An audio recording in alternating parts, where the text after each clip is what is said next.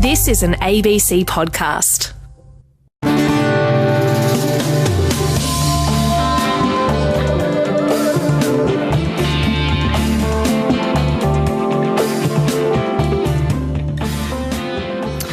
Hello, welcome. Minefield, negotiating ethical, moral dilemmas, modern life. Well, Ali, Scott Stevens over there. Hi, Scott.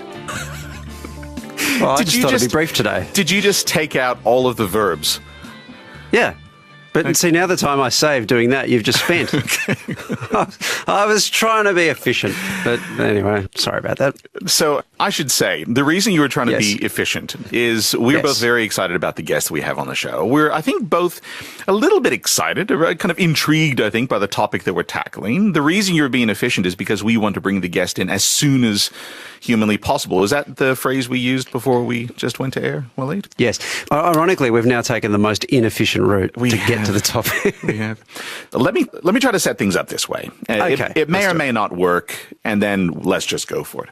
So I think there's a really screwed up way of thinking about what moral philosophy is all about, or what the process of ethical decision making is. And I kind of have this fantasy that in the future there will be no moral theorists, there will be no political philosophers, there will be no sort of people entrusted with the sacred task of doing ethical decision making. And instead what we're going to have is a kind of automated helpline. So we get on the phone, you dial the number, you summarize either through a complex series of interactions with an algorithm or through the buttons on the screen, for moral problems, press 2. For political problems, press 3.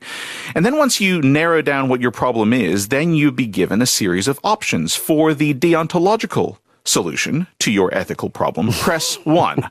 For the utilitarian solution, press 2, and on we go. If you think about it, Waleed, an awful lot of people who listen to moral philosophers, they think that that's what moral philosophy is. You got your dilemma, you got your problem, you got your moral riddle, and then you just need to determine, okay, who am I going to choose as my guiding light here? Will it be John Stuart Mill or Immanuel Kant? Is it going to be utilitarian? Is it going to be deontological or whatever?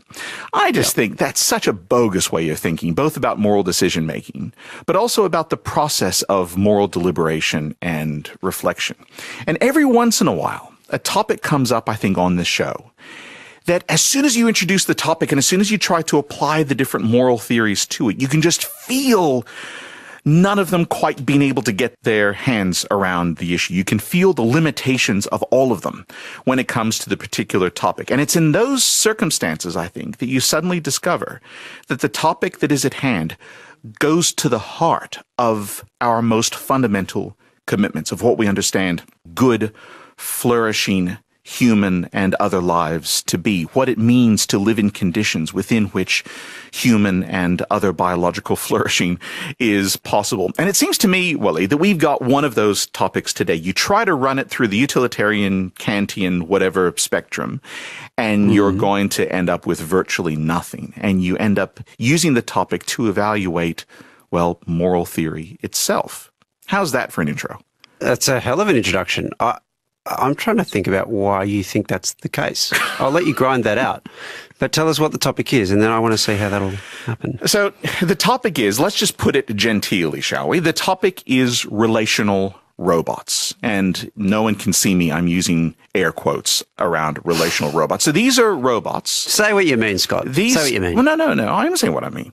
These are robots that are given human or human-like form. They are anthropomorphized robots, in other words, whose task is to interact with human beings in ways that we would ordinarily associate those interactions with very either particular or morally significant or even, if you like, intimate interactions. So in other words, these sex robots. Just say sex robots, Scott. That's what you pitched to me in the meeting. You can just say it on here. But it's not just sex robots. We could also refer to, for instance, caring robots. Robots that would be used, for instance, to look after those in aged care facilities or those who find themselves in particular need or in particular conditions of vulnerability. So I think sex robots is a very interesting example here, but I don't think that's the total example. Would you include, for example, the robots that I understand they're planning on using in the Tokyo Olympics as guides for people? So you know how normally there's volunteers, an army of volunteers in the uniform for a major event, ushering people about. And I heard a whisper years ago, I assume it's it's on track, that the Japanese are intending to use robots for that purpose. Would you include that?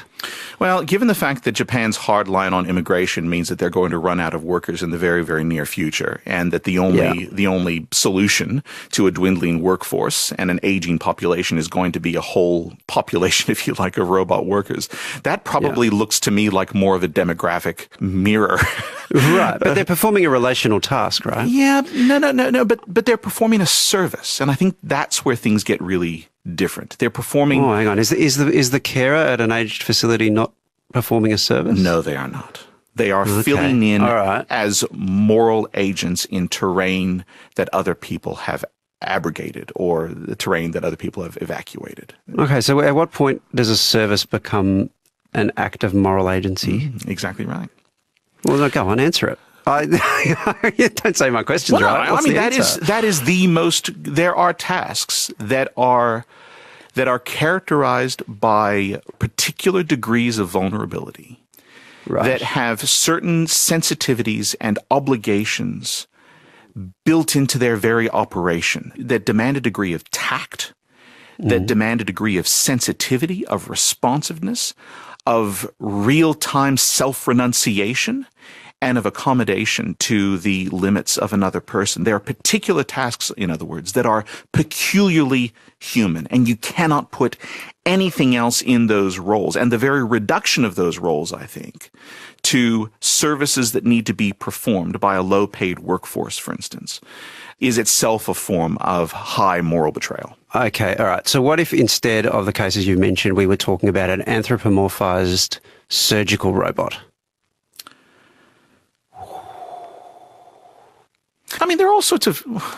Such a glorious silence. Can I pass? No. The point is you can't pass. Let me think about it. I have certain immediate intuitions. Okay. Well, just take us through it. What are they? Well, those immediate intuitions are that there are bodily functions that really are that are mechanical, that have to do with very precise...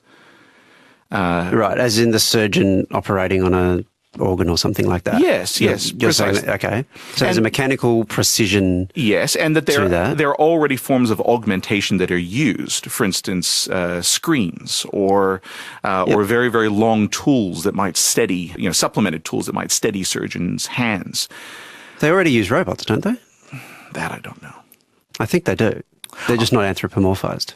I mean, I think the reduction, though, for instance, of significant decisions about human life or about vulnerable human lives to, even if not robots, say to algorithms, that I think would put it immediately beyond the pale. But I'm just not sure about the example of surgeons, Willie. So if there was a human being at the end of that anthropomorphized surgical robot that was pressing the button as to do this or do that, that would redeem it for you. But if there isn't a human being doing that, if the robot has to make those decisions, then you do have a problem. I don't know. I'm going to claim agnosticism on that. Okay. All right. I could easily be persuaded either way. Okay. Is it the anthropomorphic element of it that bothers you? So, for example, let's take the sex robot example. I see what you're saying about the vulnerability and the sort of human intimacy that is implicit or even explicit, and that therefore that makes the sex robot a problem because it's somehow displacing that. But we do have a lot of already non-anthropomorphic and some quasi-anthropomorphic sex toys that are out there. Do you draw a distinction between those and the sort of new breed of sex robot that's becoming increasingly realistic, and you can apparently, or at least the idea is you'll be able to get them made to resemble a particular person or whatever. Is there a distinction between those two things, or do you have a problem beginning all the way back at non-anthropomorphic sex toys because they displace that important human vulnerability? Wow. Well, my first question is, when the hell did this become an interrogation of what I think about a particular topic? Oh, no, because I'm just trying to find the contours of it. No, this is actually interesting. I would answer on two levels, on two dimensions. I think any reduction of sexual function and sexual pleasure to the bare mechanics of it, say the bare mechanics of various forms of physical stimulation, I think there are already in that profound moral problems. So, for instance... that's a fascinating way to frame it, though, because arguably what you would be doing with a more anthropomorphic sex toy is making it less mechanical. Yes, that's right. Well, less brazenly mechanical. Yeah. In that sense. It wouldn't be merely mechanical, would it? No, it wouldn't be merely mechanical, but then this brings this, I mean, I don't want to be a particular prude on that point, though, but I do think that there is as soon as sex is divorced from a degree of relationality and the necessary limits and the self-renunciation, the tact, the sensitivity that goes along with that. I mean, immediately I think that there is a moral problem when various forms of physical stimulation, if you like, become the end as such, the end in themselves. I think that there are certain teleological. But so are we drawing a distinction or we're not? It sounds like we're not now. Well, no. I'm back with the non-anthropomorphic sex toys, a phrase that I never thought I would, in fact, be uttering. But then the issue, though, of sex robots themselves, and again, I think this is where the moral issues surrounding this are both far more complex, but I think also that the tendencies, the outcomes, the implications of it, I think, are far more grave. Because in a very real way, unless you are a robot fetishist, unless what really turns you on is the idea of having sex with a robot as a robot, then that robot stands in for something that you otherwise cannot have, do not want to put up with, don't want to have to negotiate. So, for instance... Well, something you can't access.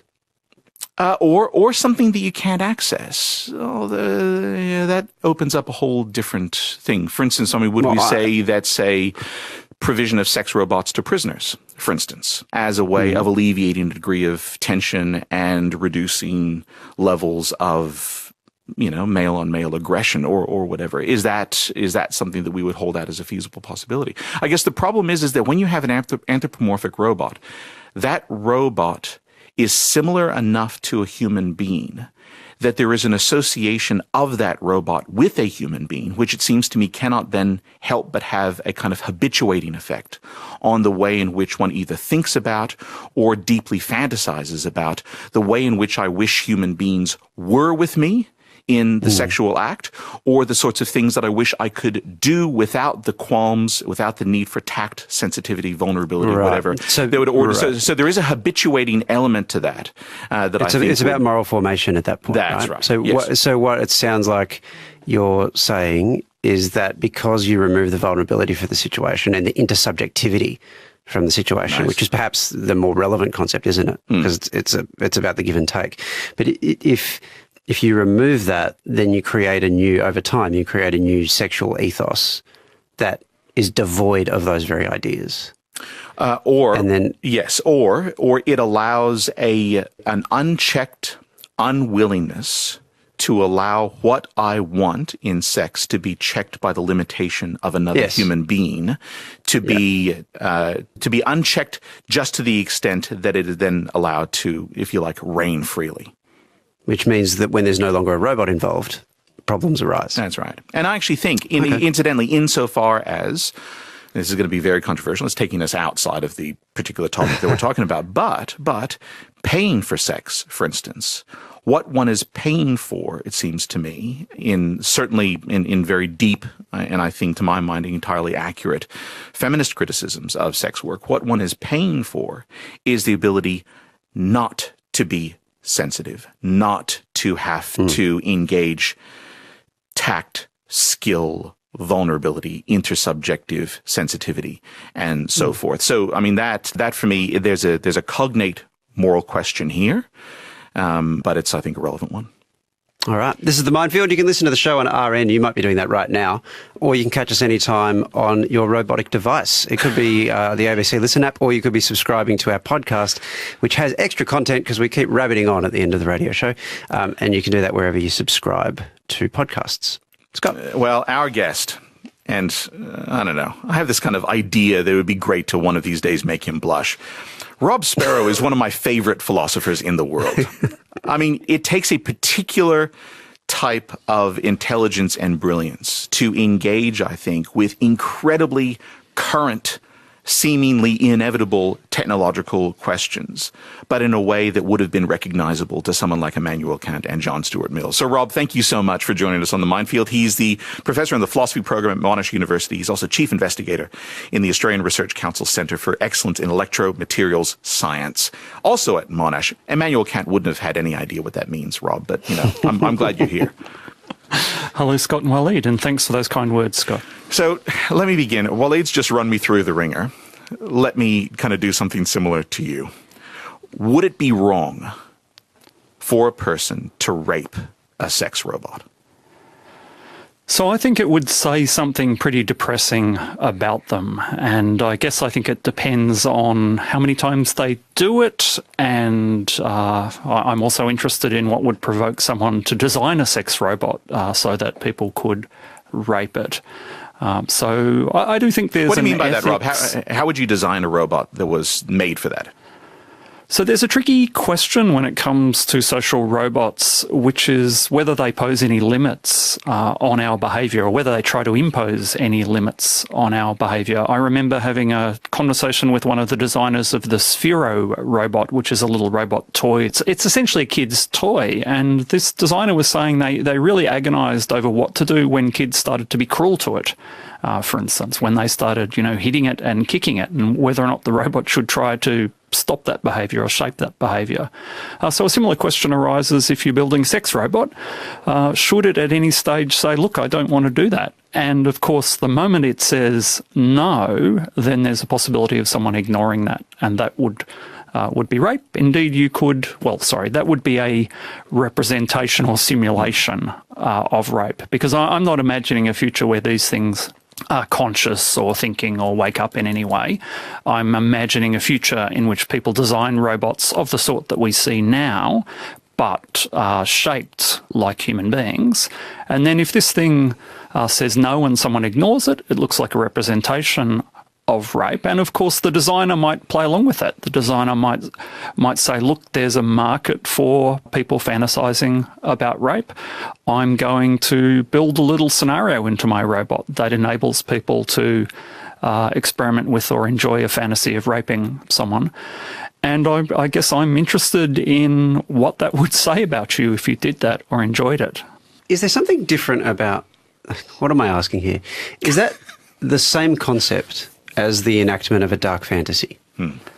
So it's clearly the tradition in which I've been working is called virtue ethics. And for virtue ethics, one of the things you ask is what kind of person would do that?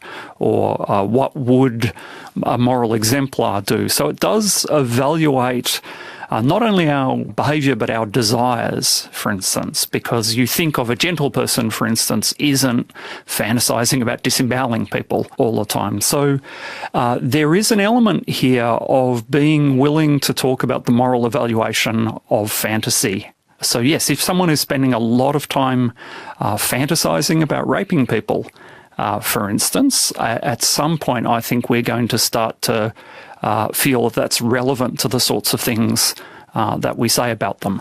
I think you'd be hard-pressed to describe someone, for instance, as a gentle person or maybe even an egalitarian person if they were constantly, and you were aware that they were constantly fantasizing about raping and objectifying people. So yes, it's this issue of the ethics of representation, the ethics of fantasy, certainly does bear on our sexual and our fantasy lives more generally. Can I ask a follow-up here, Waleed? Yeah. Okay, so let's see just how deep your commitment to virtue ethics goes, Rob. Because okay, I'm sorry. He's taking it out. He's had a very hard morning. He's just taking it out on you. You've been giving him a hard time.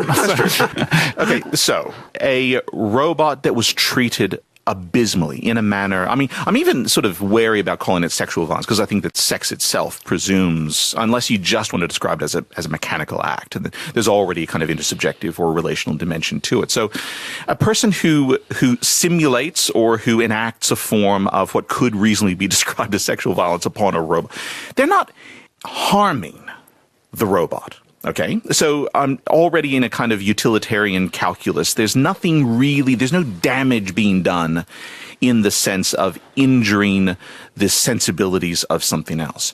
If it was proven, to go to another register, if it was proven, for instance, that there are people in this world that have these inclinations, that want to enact forms of sexual violence upon human beings, and that the provision of a robot that was able to resist and then have these fantasies, if you like, expunged or, entirely enacted, that would lower the rates of actual forms of sexual violence on the world.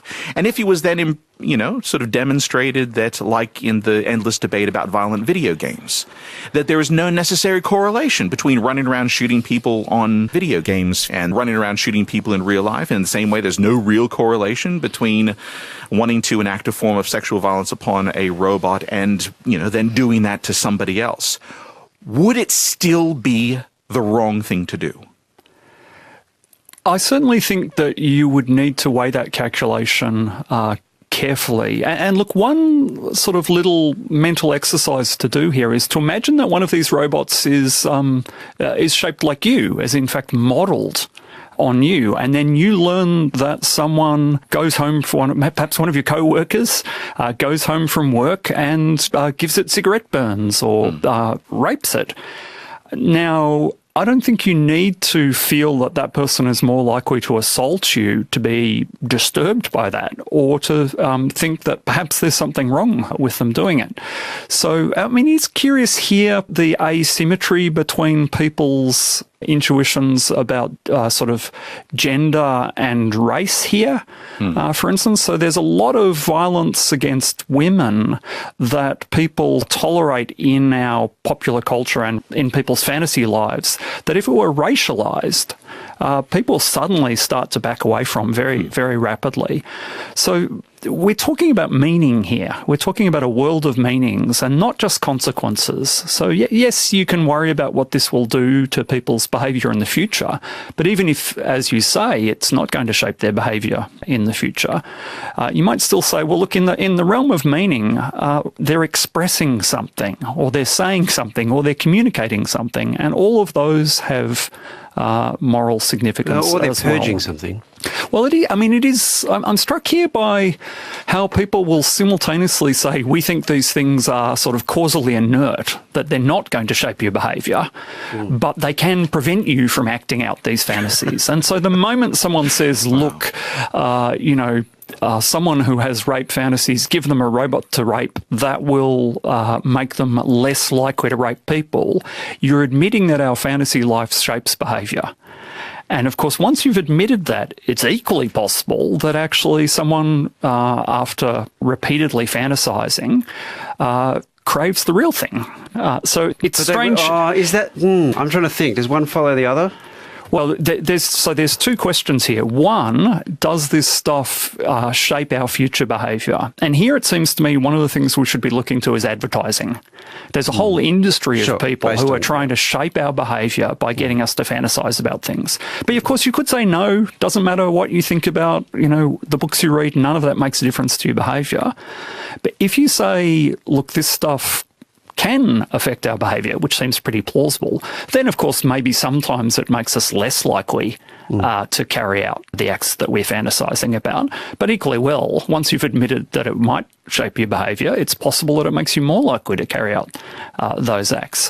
And fantasy does point towards reality in some way. That relationship's really interesting, and that's kind of why I'm interested in writing and thinking about these issues, is trying to understand what is the relationship between representation or fantasy and the real, because they're clearly connected. People, the obsession with fascist uniforms and black leather and stuff in popular culture and in certain sexual subcultures wouldn't make sense except for a certain history of authoritarianism as well. So there's a relationship there. Now, it doesn't follow that everyone who plays a video game is going to murder someone, but it is curious that if you tried to sell a game where the goal was to murder people of a particular race, all of a sudden, most people are backing away from that.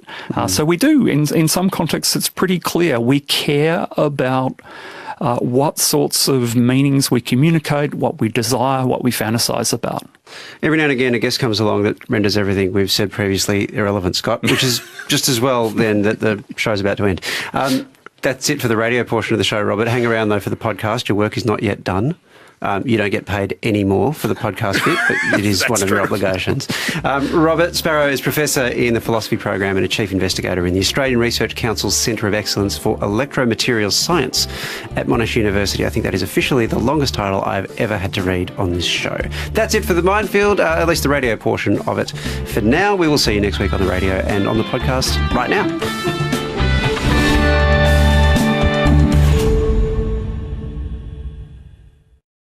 Rob, can I interject here? Yes, it was actually interesting, your introduction, because the paper I'm working on at the moment is about whether you could get an app to give you moral advice. No! If your dad's on life support in the hospital, whether you can just get on your mobile phone and say, oh right, that's what I should do. So I'm writing a paper called Machines and Moral Expertise. Anyway. Okay, no. We have to stay here for a second. I mean, what's your hunch so far? Look, my hunch is that moral authority is connected to history and also to some fairly subtle things that convey personal presence. So, for instance, you can meet someone who you think is wise and, has lived a lot, and they tell you something, and then you see the same phrase on a tea towel in a tourist shop, and they actually have completely different impact on your life, and I think rightly so. So the moral advice that you get from someone you respect and the moral advice that pops up in a notification on your phone, I think they actually have different content. So I'm quite sceptical that we could make moral decisions by getting advice. Isn't this fabulous? From computers. Okay, so we're going to do something very unusual. You see, usually we do the kind of standard stuff for the radio portion of the show, and then in the podcast portion, we get into all the really sort of salacious, difficult, theoretically heavy bits. Let's leave most of the sex stuff in the radio portion of the show. I want to get into aged care, because I think what you just said, Rob, really has everything to do with, and I mean, I might even get you to answer or give your take on Waleed's question. In the provision of certain, I mean, there are things that I think are simply the provision of services. I think there are things that robots can capably and with very little violent intrusion into our lives, reasonably well do as a way of, the provision of, let's say, groceries or the delivery of products or whatever else. But then there are, if you like, relationally thick, and I don't even want to call them services, but these are maybe ersatz relationships, where somebody adopts a degree of agency to fill in a role that is ordinarily held by one's family, or even that might exceed the role that was held by one's family. I mean, what's your take? Well, I know because you've written on this well, but I'm just wondering, could you sort of, I mean, what about the provision of robotic care in aged care facilities? So I'm skeptical that there's much of a future there for technical reasons. For a start, I think that this is a narrative that engineers use and sometimes even believe themselves because they want to build cool robots. I'm not convinced that there's really people are going to be making robots that can take on significant caring roles anytime soon. The only exception is this Paro robot seal, some of the social robots, which are essentially toys. They're entertainment devices that have been put into aged care facilities to amuse people. I think this is often profoundly disrespectful to people in the facilities, and I do think that offering someone an illusion instead of reality is sometimes bad for them as well. And it sort of flows from some of your remarks about utilitarian calculuses, for instance. If the only thing you cared about is that people in aged care facilities were happy, then you would just be pumping drugs into the water supply. You'd just be doping everyone up to the max to make them happy, and you say, right, problem solved, everyone here is drooling in ecstasy. That's not what we owe each other. We owe each other care and concern and compassion, and it's very hard to express that if you say, look, I know your situation is desperate and demanding. I simply don't have time for that. Here's a machine to do it for me. Now, it has to be said, professional care already involves a similar sort of moment. And the whole notion of professional care is an interesting one. Yes. Because you really want the workers in a facility to care for the people in the facility, but you also know they wouldn't be doing it unless you paid them. And it's the nature of the sort of care that we hope we offer within families, for instance, or to our friends and loved ones, that it's not about money. But that seems very sort of obvious if we're replacing human beings with robots. I'm thinking back to my surgical example. Yeah, no, I wanted to speak about the surgical example because one of the things that's going on in surgery is care, for instance, and it's also touch. So there is, if you think about the difference between the sort of the cold hands of the surgeon and the warm hand of your friend or lover, for instance, that expresses a distinction. And we don't want surgeons just to treat patients as though they were lumps of meat. And there is definitely a mechanical aspect to surgery, but we also expect surgeons to be concerned for the person as well. And that dialectic, that movement back and forth between treating people as sort of complex systems of molecules and organs and treating them as people who we owe respect to, that's a live issue in the practice of medicine.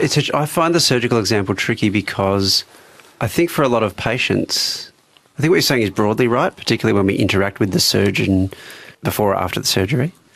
But during the surgery, I think a lot of people would say, I haven't thought about this till now, but if a lump of meat is the thing that makes you cut best, then treat me as a lump of meat. Yes, look, there's definitely trade-offs here. So you don't want the sort of the surgeon with a good bedside manner who's actually a butcher. But equally well, it doesn't seem that we want, to sort of the meet and greet is with a robot that drones on in a monotone and then, we slide through some sort of automated facility and pop out the other end stitched up. But if I could tell you that was going to improve outcomes.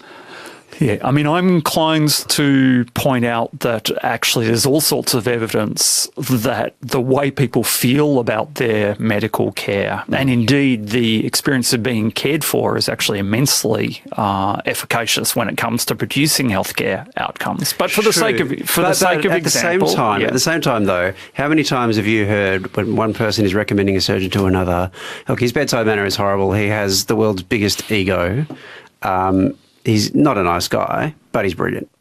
He'll get the cancer out, or he'll whatever. Yeah, well, I think we do want both, and I do think sometimes there'll be a trade-off, but I think... No, but that's a hierarchy. I think a hierarchy is being articulated there. Well, hang on. Someone wants to recommend the surgeon with the bad bedside manner. Can I don't think anyone recommends a surgeon with a bad bedside manner. I mean, I think people care about both, and I think they're right to care about both. But I do think it's pretty hard to defend the idea that you would go to a surgeon who makes you sicker, for instance. Yes, so I'm not going to defend that, and I think there will be.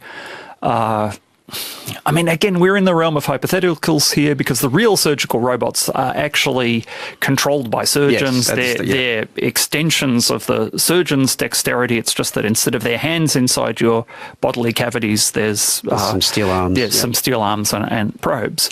I want to invert this a little bit, though, because it's not just the feeling of the patient at the hands of the surgeon, as if the patient is going to feel more cared for. But it's also, and there's been some really, really interesting research within medical ethics about the degree of the surgeon's own commitment, the felt commitment, I should put it that way, to the well-being of the patient that involves the necessary degree of the tactility, if you like, of the patient's body. In other words, the surgeon is able to invest more affectively when it comes to the handling. Now, there I think I'm not sure that is then an argument, and I'm certainly not making the argument that the surgeon has to be hands-on.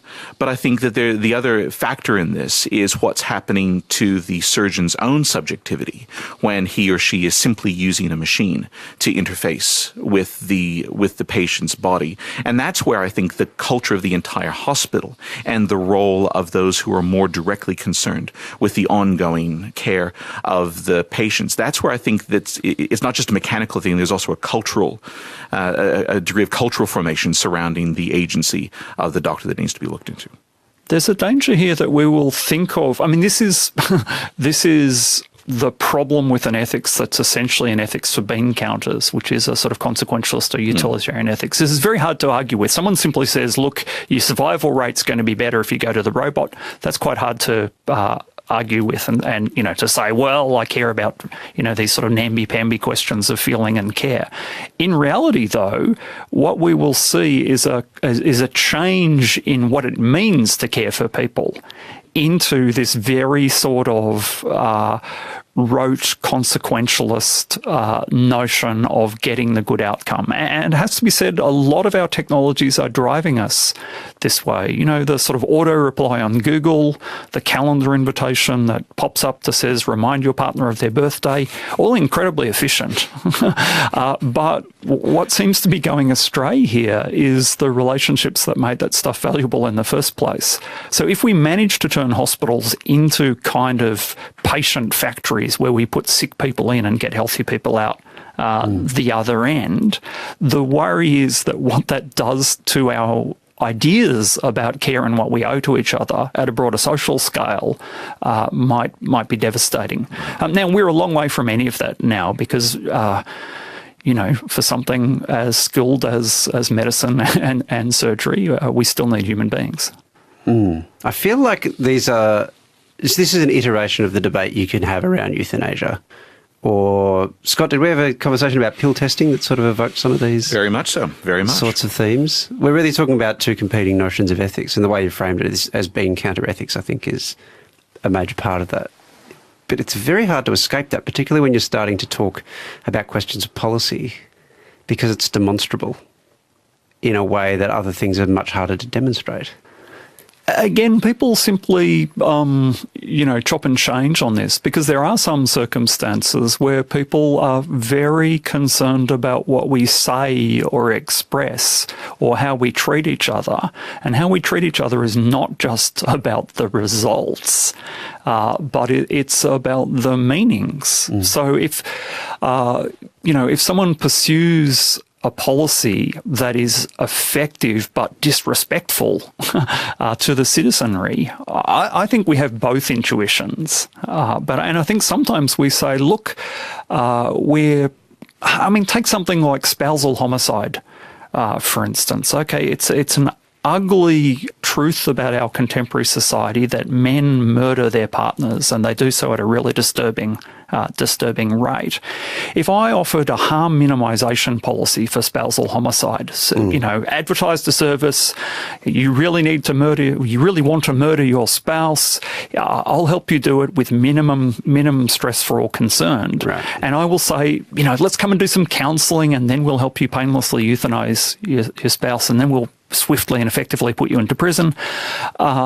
You know, if I tried to do all of that, I think people would rightly say, hang on, you know, the problem here is that you're endorsing homicide. Yeah. So there are times when we do... Even if you could demonstrate that by providing those options, the spousal homicide rate would drop. Yes, I think that you would rightly object to a policy that pursued harm minimisation in relation to fundamental human rights violations, that's not our sole concern, that there are times when you should stand for something explicitly because of what it expresses, even if the cost of doing that is actually going to be that, you know, some of fewer beans at the end.